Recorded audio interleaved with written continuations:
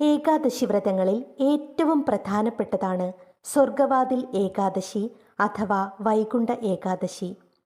ശ്രീകൃഷ്ണൻ അവിൽപ്പൊതി പങ്കുവച്ച് സതീർത്ഥ്യനായ കുചേലനെ കുബേരനാക്കിയ ദിവസമാണ് സ്വർഗവാതിൽ ഏകാദശി എന്ന് സങ്കല്പം.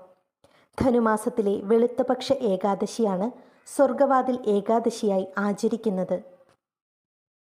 സ്വർഗവാതിൽ ഏകാദശി നാളിൽ വിഷ്ണു ക്ഷേത്രങ്ങളിൽ ദർശനം നടത്തുന്നവർ മുൻവാതിലിൽ കൂടി പ്രവേശിച്ച് പൂജാവിധികൾക്ക് ശേഷം മറ്റൊരു വാതിലിൽ കൂടി പുറത്തു കടന്നാൽ സ്വർഗവാതിൽ കടക്കുന്നതിന് തുല്യമാണ് എന്നാണ് വിശ്വാസം.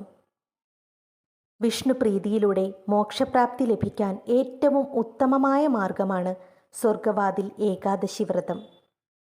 പൂർണ്ണ മനസ്സോടെയും നിഷ്ഠയോടെയും ഏകാഗ്രതയോടെയും സ്വർഗവാതിൽ ഏകാദശി വ്രതം അനുഷ്ഠിക്കുന്നവർക്കും അവരുടെ ഗതി കിട്ടാതെയുള്ള പിതൃക്കൾക്കും പൂർണ്ണഫലം കൈവരും എന്നാണ് വിശ്വാസം.